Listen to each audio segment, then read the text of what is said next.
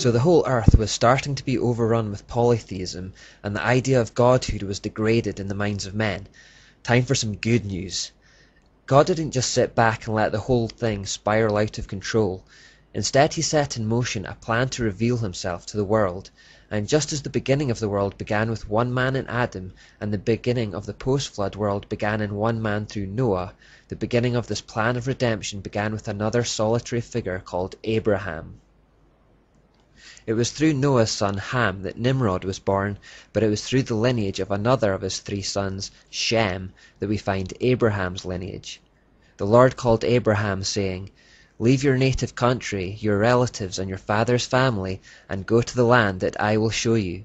I will make you into a great nation. I will bless you and make you famous, and you will be a blessing to others. I will bless those who bless you, and curse those who treat you with contempt. All the families on earth will be blessed through you."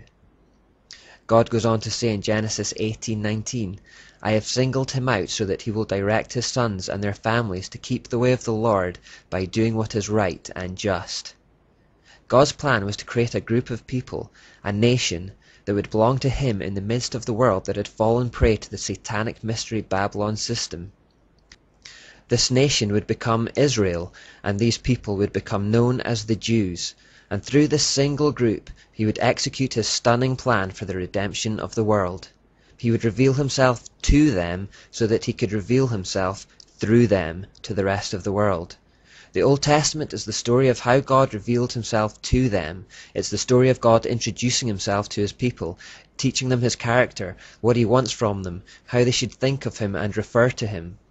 Like most relationships, it has a lot of ups and downs along the way, but the whole story has been faithfully recorded that the rest of us might also read about and know God for ourselves through their efforts and mistakes. Consequently, we can on that alone agree that all the families of the earth truly have been blessed through the Jews as promised in Genesis 12:1-3. The culmination of God's master plan would be Jesus, the glorious Messiah prophesied about in Genesis 3, the one who would crush the serpent's head.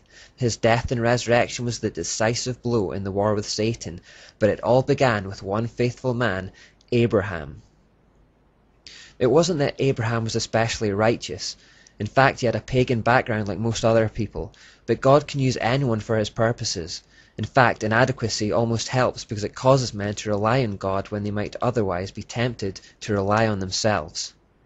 Abraham received the promise that he would be the beginning of a great nation when he was already around 75 years old. Sarah was barren and they were childless. Humanly speaking, what God was promising was impossible. Abraham's faith faltered as he just couldn't see how it would be possible for him to become the father of any child, let alone one that would be so important. Sarah suggested that they could force the issue in their own strength, without God, by having a son with their Egyptian slave girl Hagar instead.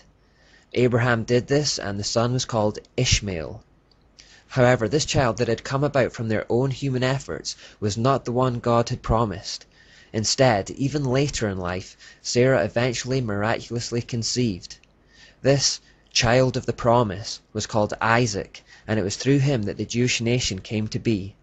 Isaac then had a son called Jacob, and this is why God is thereafter regularly referred to as the God of Abraham, Isaac, and Jacob. They are following this lineage to make it distinct from the lineage that came from his other son, Ishmael. However, because Ishmael was also a child of Abraham, God promised that he would turn him into a great nation too. Ishmael is the first of the people group we now know as the Arabs.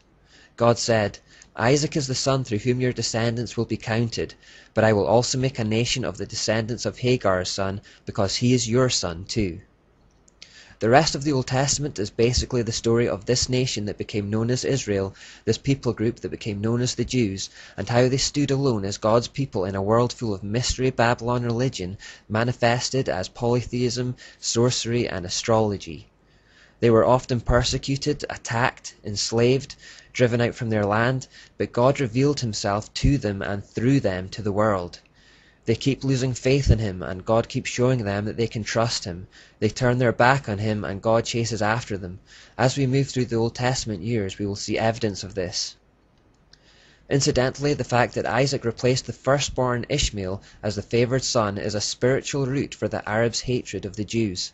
As descendants of Ishmael, the Islamic world retains the same bitterness and animosity toward Israel as Ishmael had towards Isaac.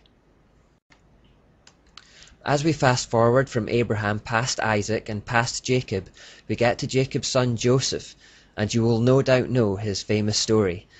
The youngest brother in the family, he was beaten and sold into slavery by his older brothers. Many years of slavery, false accusation, and imprisonment later, he ended up in Egypt, where he becomes second in command to Pharaoh, the Egyptian prime minister. He was later reconciled with his brothers, and the whole family moved to Egypt to be with him there. It is while there in Egypt that the Jewish people really began to multiply. The Bible describes it like this: "These are the names of the sons of Israel who went to Egypt with Jacob, each with his family: Reuben, Simeon, Levi and Judah, Issachar, Zebulun and Benjamin, Dan and Naphtali, Gad and Asher. The descendants of Jacob numbered 70 in all. Joseph was already in Egypt."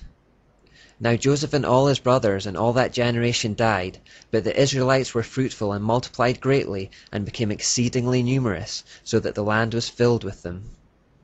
So just 70 went to Egypt, but before long they were multiplying and filling the land. After some 400 years of multiplication, the memory of Joseph and that generation disappeared, and the Egyptian Pharaoh began to fear that the Jews were becoming too numerous. He regarded them as a threat to national security, and imagined that if they were ever to make war against their hosts, it would cause a big problem. From this paranoia, he decided to oppress them with forced labor, with the idea of keeping the numbers down. However, they continued to multiply and prosper even under these terms, to such a degree that Pharaoh took more drastic action, enslaving them and subjugating them under Egyptian rule. Again, to try and keep their numbers down, he commanded that all Jewish boys be killed the moment they are born. At this point, God stepped in by calling Moses to lead his people out of Egypt, through the desert and into the freedom of a promised land flowing with milk and honey. Pharaoh, as you'll know, dug his heels in and refused to let God's people go. In response to this stubbornness, God sent 10 plagues. Now, lest you think we're getting off track here, it's important to realize that these plagues were not arbitrary. They were in fact direct attacks on the false gods that had originated in Babylon.